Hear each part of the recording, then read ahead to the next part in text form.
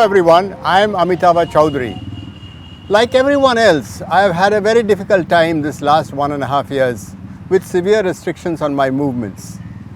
But this time has given me an opportunity to look back quietly on my life and my work and the many things that made me happy. I have always loved traveling, and I realized that my work has made me travel more than I could ever imagine. I traveled to over 70 countries and lived in South Asia, Central Asia, the Middle East, many parts of Africa, Europe and the Caribbean. An old friend suggested to me after our reunion at IIT last year. He said, Amitabh, you've traveled so much, why don't you write? Remember, you were a writer at IIT. Writing short stories is a little more difficult because you have to initiate the story, develop it and conclude it all within the space of a few pages. Nevertheless, I enjoyed writing this book of short stories, Ajay and his tales from faraway lands. The central character in the book is Ajay. He appears in all the stories. In reality, Ajay is my adopted son. He is only 9 years old. He hasn't a clue about the book. But he asks me from time to time, Baba, why is my name on the book? The stories are set in different parts of the world. Parts where resources are usually limited, but human values and principles are not. They are about people who are happy with less, lead simpler lives and try to make the best of it. The stories are about people in different parts of the world. The first story, The Telephone Call, is about an operator in Mongolia, a telephone operator in Mongolia, who tries to repay a debt which does not exist. She goes through tremendous hardships, but in the process, she finds love and happiness. And all through this ordeal, she keeps her head up high. The second story, The Doctor, from Cameroon, who is working in Juba in South Sudan in the UN office.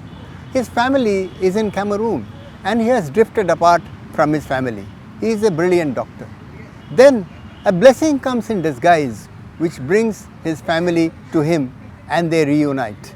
And he leaves the UN office to start a medical clinic in Bastos in Yaoundé. The third story is set in Zanzibar. An old fisherman out in the sea relates the history and fortunes of Zanzibar and connects it to the story of a princess who is the daughter of the Sultan and about her love story. Zanzibar in its heyday was a wonderful place. It was more important commercially than London. It had electric street lamps even before London had them. The fourth story is about the bride price. It is about a young conscientious officer of the South Sudan government who is in love with his bride but cannot afford to pay for her.